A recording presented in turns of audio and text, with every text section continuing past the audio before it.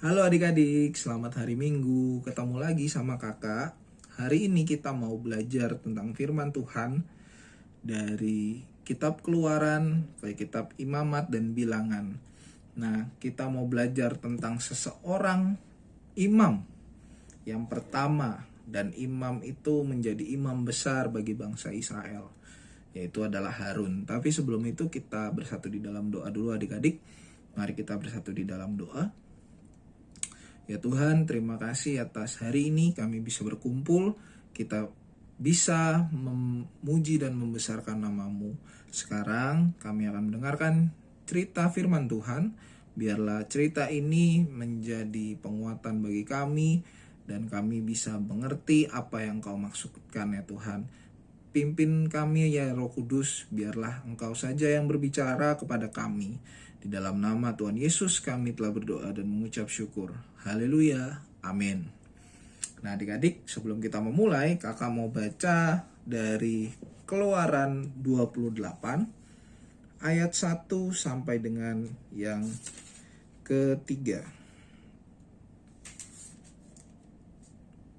Keluaran 28 ayat 1 sampai 3.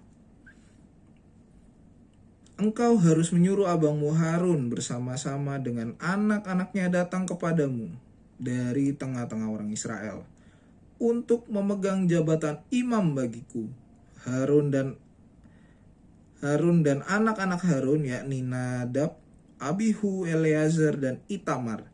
Haruslah engkau membuat pakaian bagi Harun, abangmu, sebagai perhiasan kemuliaan. Haruslah engkau mengatakan kepada semua orang yang ahli, yang telah kupenuhi dengan roh keahlian, membuat pakaian Harun, untuk menguduskan dia, supaya dipegangnya jabatan imam bagiku. Nah adik-adik, di ayat pertama, Nabi Musa dipanggil oleh Tuhan. Tuhan berfirman kepada Nabi Musa, berkata, engkau harus memanggil abangmu Harun. Wah adik-adik, ketika kita disuruh memanggil kakak kita, kalau kita di posisi Musa, mungkin kita bingung, Tuhan ngapain kita manggil abangku, ada salah apa nih abangku samamu gitu. Pasti kita akan bingung gitu ya adik-adik. Tapi Musa dengan mendengar firman Tuhan atau dengar suara Tuhan untuk menjadikan Harun sebagai imam. Nah adik-adik, jabatan imam itu adalah pengantara dari bangsa Israel yang mau beribadah kepada Tuhan. Jadi imam itu perantara ibadah manusia kepada Tuhan. Nah bedanya dengan nabi itu adalah pengantara firman Tuhan kepada manusia. Jadi melalui firman Tuhan, melalui firman yang disampaikan kepada nabi, itu yang disampaikan kepada umat. Sebagai contoh, Nabi Musa adalah perantara antara Tuhan kepada umat Israel pada masa itu. Dan Harun diangkat setelah adanya kemah suci didirikan, dan Harun harus mengatur kemah suci itu. Nah, Harun diangkat, tetapi pada hari itu, waktu Harun diangkat menjadi imam besar, dia melakukan dosa yang besar adik-adik. Ia telah membiarkan bangsa Israel untuk membangun lembu emas. Nah, kalau masih ingat ceritanya adik-adik, bangsa Israel itu membuat lembu emas sebagai bentuk atau wujud perwujudan Tuhan. Nah, itu sebuah dosa yang besar ya adik-adik, seperti yang digambarkan dalam 10 perintah Allah, yaitu janganlah ada Allah lain di hadapanmu dan di hadapanku, itu tidak boleh. Nah, itu adalah sebuah berhala adik-adik. Itu yang membuat dosa bagi bangsa Israel. Tetapi Tuhan Allah dengan kasih-Nya mengampuni dosa bangsa Israel. Dan setelah diampuni tidak cukup sampai di situ, tapi Harun juga yang adalah bangsa atau keturunan Israel itu adalah diangkat menjadi imam. Wah adik-adik, berat banget itu jadi imam ya. harus memimpin ibadah setiap hari gitu. Nah, pakaian yang dipakai oleh bangsa Israel atau pakaian yang dipakai imam besar pada masa itu adalah kemeja yang ditenun dari kain linen halus, dan di atas kemeja itu Harun mengenakan jubah yang dihiasi dengan lonceng kecil adik-adik pada pinggirnya. Nah, alasan lonceng suci ini nanti akan kakak jelasin ya. Nah, jadi setiap langkah kakinya Harun itu terdengar bunyi gemericik. Nah, di atas jubah itu Harun memakai sebuah efod yang menutupi dada dan pinggangnya. Punggungnya. Pada kedua bahu efod itu memiliki muka depan dan belakang disambung dengan 2 batu permata berbingkai emas. Dan pada setiap batu diukir nama dari satu suku Israel. Nah, adik-adik, gunanya lonceng untuk melihat atau dikenakan di pakaian imam adalah alasan karena imam pun masih berdosa, adik-adik. Ketika mau menghadap kepada Tuhan atau menjadi perantara itu, seorang imam itu harus menguduskan dirinya. Nah, ketika dia datang dalam keadaan yang tidak kudus, masuk ke kemah suci dan masuk ke ruang yang maha kudus, itu akan membuat dia mati, adik-adik. Jadi kalau lonceng itu tiba-tiba gak berbunyi, berarti tandanya imam yang masuk ke dalam itu tidak kudus ketika menghadap kepada Allah. Nah, adik-adik, Harun juga sudah diampuni, yang sudah diangkat menjadi imam besar, dan pakaian seorang imam yang tadi sudah kakak jelasin dan dipakai selama dia hidup, yang kemudian diwariskan kepada anak sulungnya. Anak-anak Harun yang ikut dalam panggilan imam juga diberikan pakaian yang indah, adik-adik, supaya mereka dikhususkan untuk Tuhan dan dihormati oleh bangsa Israel. Nah, kalangan imam pun memang dari keturunan Lewi.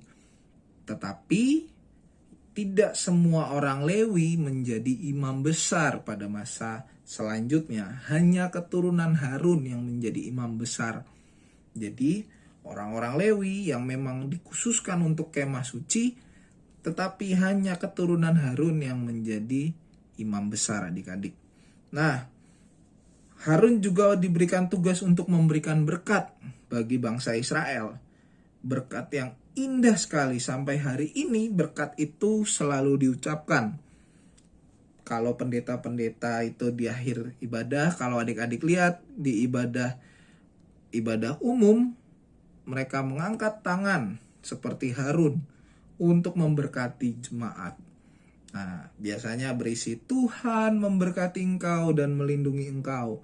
Tuhan menyinari engkau dengan wajahnya dan memberi engkau kasih karunia. Tuhan menghadapkan wajahnya kepadamu dan memberi engkau damai sejahtera. Nah, itu adalah perkataan Harun bagi bangsa Israel pada masa itu. Dan sekarang kita juga mempunyai berkat yang sama.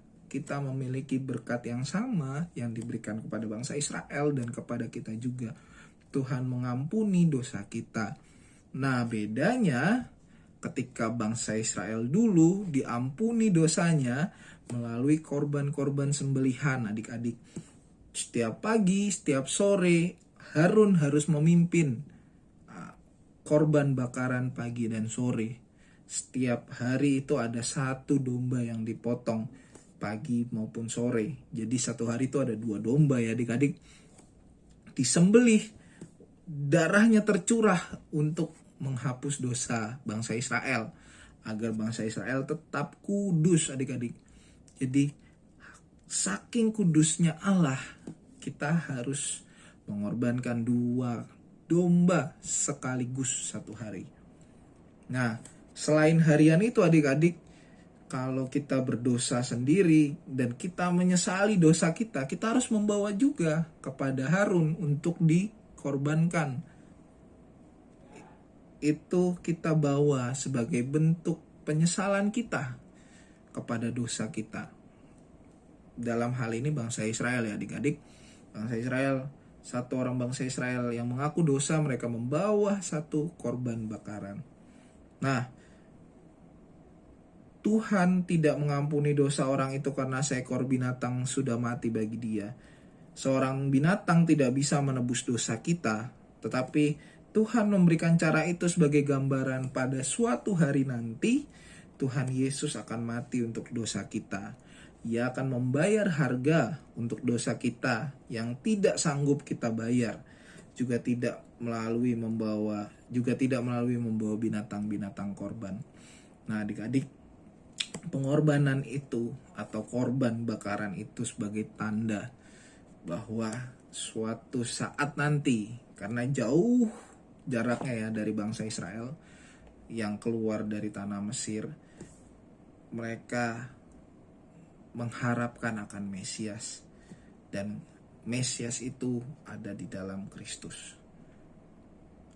Tidak hanya harian itu ya adik-adik, gak hanya pagi sore atau kita bawa sendiri korban bakaran kita, tetapi ada hari raya perdamaian adik-adik.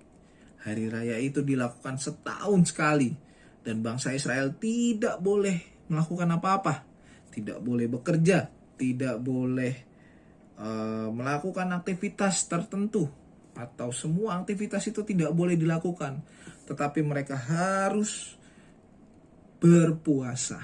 Mereka harus berpuasa untuk meratapi dan menyesali dosa mereka. Di hari perdamaian itu, hari raya perdamaian itu, bangsa Israel berkumpul di kemah suci. Mereka berkumpul untuk melakukan korban bakaran. Setiap orang membawa 2 domba untuk disembelih dan untuk dipersembahkan kepada Tuhan. Nah, adik-adik, hari ini kita juga belajar bagaimana kehidupan kita di hadapan Tuhan.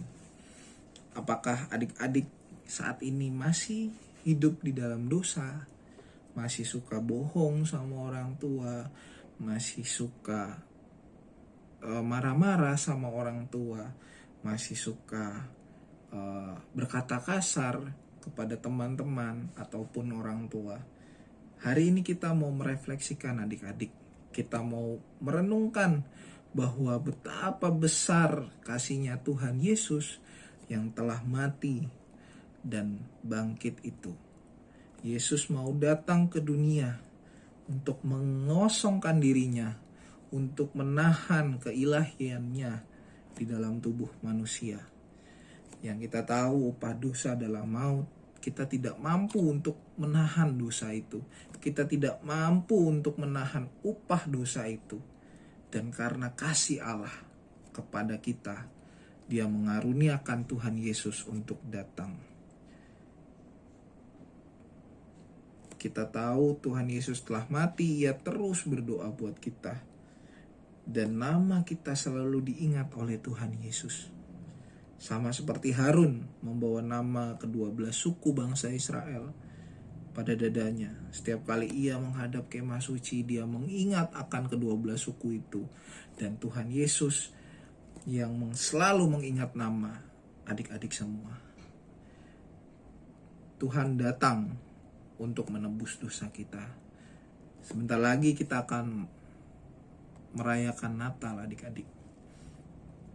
Sebentar lagi kita akan merasakan dan menantikan kedatangan Tuhan Yesus. Apakah kita sudah layak untuk menerima pengampunan dari Tuhan Yesus? Amin. Mari kita bersatu di dalam doa. Ya Tuhan, terima kasih atas hari ini. Kami bersyukur atas firman-Mu yang telah Kau sampaikan. Biarlah kami menjadi anak-anak-Mu yang takut akan Engkau. Kami bisa merefleksikan setiap dosa dan kesalahan kami. Kami bisa menahan apa yang kami lakukan atau yang salah di mata-Mu. Ya Tuhan, ampunilah segala dosa dan kesalahan kami, karena kami tahu karena kasih-Mu Engkau telah datang di dalam dunia ini. Ya Tuhan, persiapkanlah hati kami juga untuk menantikan Engkau datang ke dunia. Biarlah melalui Natal tahun ini kami akan bisa merasakan dan lebih merasakan kasih-Mu. Terima kasih Tuhan, terima kasih. Di dalam nama Tuhan kami Yesus Kristus, kami telah berdoa dan mengucap syukur. Amin.